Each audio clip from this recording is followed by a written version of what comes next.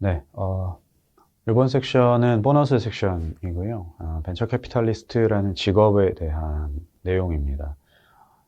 먼저, 일단 벤처 캐피탈 업에 대한 정의가 먼저 필요한데, 벤처 캐피탈은 크게 나눠보면 두 가지로 나뉘어져 있습니다. 돈을 모으는 거, 모은 돈을 투자하는 것. 근데 특히 벤처 캐피탈이라는 비즈니스가 처음 생긴 게 극초기 단계에 있는 회사들의 리스크를 지고 투자하는 것이었기 때문에 돈을 모으는 것보다는 오히려 좋은 회사에 투자하는 것이 그 업을 정의하는 데 있어서는 조금 더 중요도가 높다라고 볼 수 있습니다. 그래서 좋은 회사를 찾아 투자하는 게 굉장히 중요한데, 문제는 좋은 회사는 언제나 투자하고자 하는 곳들이 되게 많습니다. 좋은 회사는 항상 소수고 돈을 가지고 있는 투자자는 굉장히 많거든요. 그래서 좋은 회사를 내가 어떻게 찾을 것이냐도 굉장히 중요하지만, 좋은 회사를 찾았는데 그 좋은 회사 문 앞에서 줄 서서 기다리고 있는 수많은 투자자들 중에 왜 내 돈을 받아야 되는지를 설명하는 것도 굉장히 중요하다라고 볼 수 있습니다. 그래서 이거를 마케팅 관점에서 또 살펴보면 이렇게도 나눌 수 있습니다. 좋은 회사를 내가 일일이 다 찾으면서 돌아다닐 것이냐, 아니면 좋은 회사가 나한테 찾아오게 만들 것이냐, 즉 푸시 마케팅을 할 것이냐, 풀 마케팅을 할 것이냐의 차이가 좀 있는데요.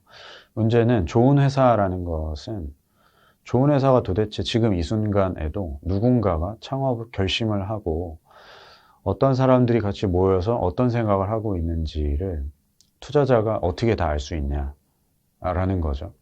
사실 따라서 좋은 회사를 내가 일일이 잘 찾아가는 발품을 파는 것도 당연히 중요하지만, 그게 일정 지점을 넘어서게 되면 어떻게 하면 좋은 회사가 투자에 대해서 떠올렸을 때 나를 떠올리게 할 수 있을까?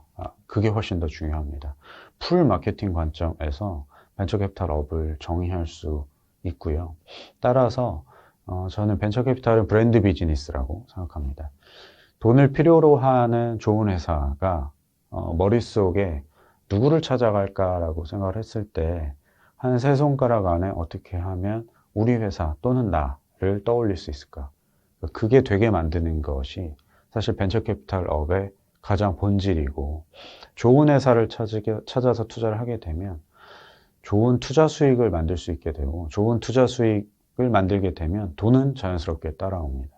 따라서 모든 거의 출발점은 좋은 회사를 찾아내는 것인데, 내가 일일이 다 찾아낼 수는 없기 때문에 어떻게 하면 그 사람들이 나를 떠올리게 할 수 있을까? 그 사람들의 머릿속에 내가 투자를 유치해야겠다라고 생각했을 때 컨택하고 싶은 사람 세 손가락 안에 내가 들어갈 수 있을까? 이것이 가장 중요하고, 이것이 벤처 캐피탈 업의 본질이다라고 봅니다.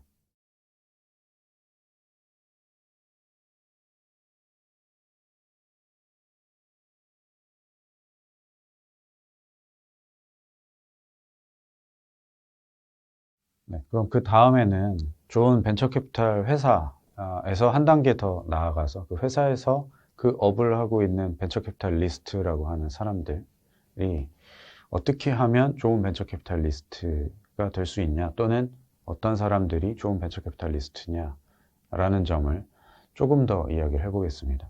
사실 벤처 캐피탈리스트는 철저히 숫자로 판단되는 직업입니다. 그래서 연평균 수익률이라고 불리는 Internal Rate of Return이라고 부르는 이 IRR이라는 수익률로만 철저히 벤처 캐피탈리스트들은 평가를 받습니다. 근데 벤처 캐피탈리스트들이 어떤 비즈니스를 하는 거고, 그 비즈니스를 통해 만들어낸 수익률이라는 숫자를 가지고 평가를 받기 때문에, 그런 벤처 캐피탈리스트들에게 고객은 누구냐, 그래서 우리한테 돈을 맡기는 사람들도 당연히 고객이지만, 오히려 초기 기업에 투자하는 벤처 캐피탈리스트라는 그 직업명에 조금 더 걸맞는 역할을 하는 사람들에게는 진짜 고객은 출자자보다는 조금 더 앞서서 S급 창업팀이 그들의 고객이 됩니다. 즉, 훌륭한 창업팀이 벤처 캐피탈리스트에게는 가장 중요한 고객이 되고요. 그렇게 되면 자연스럽게 좋은 벤처 캐피탈리스트가 어떤 사람들이 좋은 벤처 캐피탈리스트냐라는 질문에 대해서는 이 고객들이 원하는 것을 잘 해주는 사람, 그리고 이 고객들이 원하는 것을 잘 해주게 되면 이 고객들은 나를 찾게 되고, 그럼 나는 좋은 투자 수익을 얻을 수 있고, 그 투자 수익이 숫자로 잘 표현된다면 나는 좋은 벤처 캐피탈리스트가 될 수 있다라고 연결이 될 수 있습니다. 근데 시장에서 S급 창업팀들이 투자자를 바라보는 관점에 있어서는 두 가지로 요약이 되는데, 첫 번째는 벤처 캐피탈리스트가 투자자로서 가져야 되는 가장 기본적인 것 중에 첫 번째가 실력보다 태도, 두 번째는 선생님으로서 가르치려고 하는 것보다는 함께 길을 걸어가 줄 수 있는 동반자의 역할을 하는 거라고 저는 봅니다. 사실은 S급 창업팀이라는 얘기는 그 분야에 있어서는 그 사람들이 가장 잘할 것 같다라는 것을 의미하기도 하고, 그 분야에 있어서는 그 사람들이 가장 똑똑할 것 같다라는 것이기도 하죠. 그러니까 그 사람들한테 투자를 하는 거고, 내가 만약 그 사람들보다 더 잘할 것 같다면 나는 투자를 할 게 아니라 내가 직접 회사를 차려야 되기 때문입니다. 따라서 S급 창업팀들은 사실은 초반에는 벤처캐피탈로부터 일정 분야의 도움을 받을 수도 있겠지만, 실제 회사가 눈덩이 굴리듯이 굴러가면서 점점 커지게 되면 실제로는 그 창업팀이 만들어낸 비즈니스와 고객과 구성원들의 힘을 가지고 훨씬 더 그 분야에 대해서 더 잘 알아나가게 됩니다. 그러면 그럴수록 투자자와 갖고 있는 그 갭 차이가 점점 벌어지게 되고요.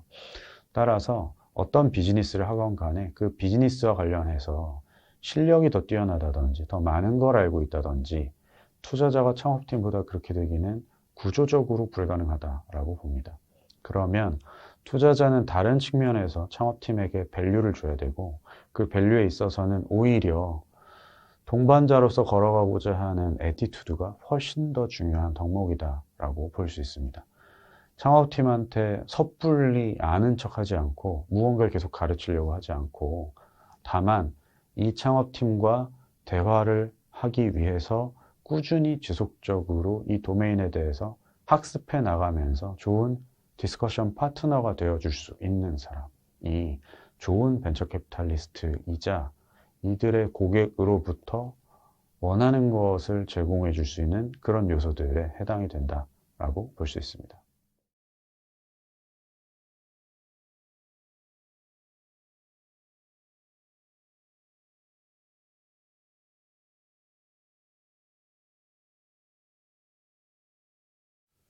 네, 다음은 참고 삼아 국내에서 벤처 캐피탈리스트로 일하고 있었던 사람들의 백그라운드가 2010년 정도를 분기점으로 해서 크게 많이 바뀌었습니다. 사실은 한국 벤처 캐피탈업은 2010년 이전까지만 해도 회사 막내가 40대 중반일 정도로 굉장히 나이가 많은 분들, 경력이 굉장히 많은 분들이 소수로 모여서 하는 그런 스타일의 회사들이 많았습니다. 그리고 대부분이 회계사나 증권사의 재무 쪽 백그라운드를 갖고 계신 분들이 많았고, 일부만 대기업 연구원 출신들, 그리고 그 투자의 대상이 되는 회사들도 대부분 삼성전자나 현대차나 포스코 같은 대기업들한테 무언가 재료나 부품을 납품하는 1, 2차 벤더들한테 주로 투자를 했었습니다. 근데 이런 경향성이 2010년을 전후로 크게 많이 바뀌었고요. 2010년이 굉장히 상징적인 분기점인데, 한국의 페이스북이라는 소셜 서비스의 페너트레이션이 급격히 늘어나고 아이폰 3GS가 출시되면서 모바일 시장이 개화하게 된 그 분기점과 같은 해였습니다. 이 시점을 계기로 사실 여기서 일어나는 굉장히 많은 부가가치를 생산해내는 주체 자체가 굉장히 젊은 층들, 즉 굉장히 큰 회사를 만들 것 같은 사람들이 대부분 20, 30대들이었고, 20, 30대가 20, 30대들이 쓰는 서비스를 만들고 있었기 때문에 상대적으로 기존 벤처캐피탈업에 계셨던 분들 입장에서는 이 서비스에 대해서 이해하기도 쉽지 않았고, 이런 서비스를 만드는 20, 30대 팀과 접촉하거나 만나게 되는 계기를 찾는 것도 상당히 쉽지 않았습니다. 커뮤니케이션 하기도 쉽지 않았고요. 그러다 보니까 대부분의 벤처캐피탈 회사들에서 조금 나이가 좀 젊은 투자 담당자들을 많이 채용하기 시작했고, 지금은 대부분의 회사에 30대 초중반의 인력들이 모두 다 분포하고 있습니다.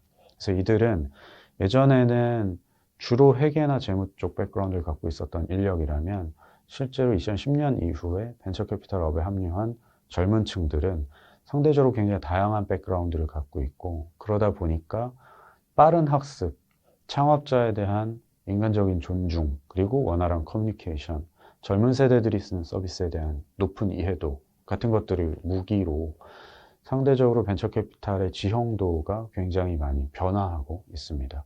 이런 변화는 창업자들 관점에서는 굉장히 긍정적인 방향이다라고 보실 수 있고요. 이런 백그라운드의 변화가 앞으로도 더 가속될 것이라고 저는 예상하고 있습니다.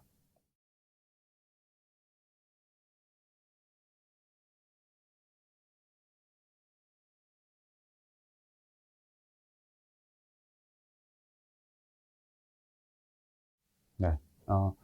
앞에서 살펴봤던 것처럼 실제로 벤처 캐피탈리스트들을 많이 만나보다 보면 백그라운드가 굉장히 다양합니다. 어떤 전형적인 루트가 있다고 보기 힘들 정도로 굉장히 다양하게 분포가 되어 있고요.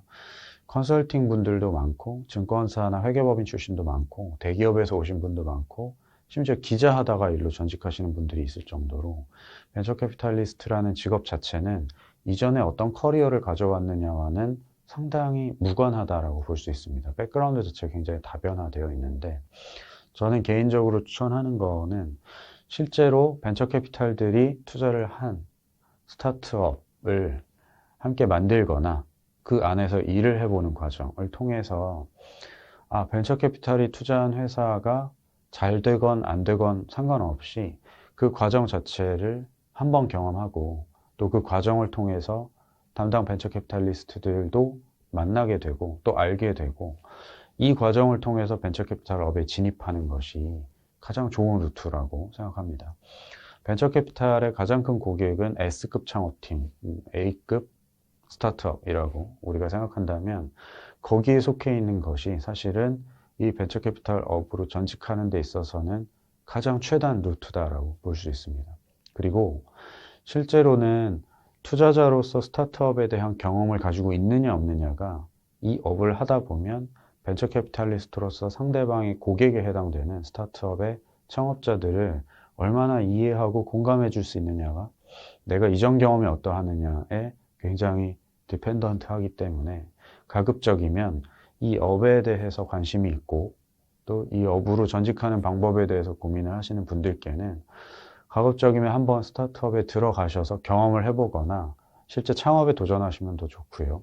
그 과정을 통해서 벤처 캐피탈과의 접점을 만들고 그 생태계 안에서 함께 호흡하면서 이쪽 업으로의 전직을 타진해 보시는 것이 상대적으로 가장 좋은 방법이다라고 생각합니다.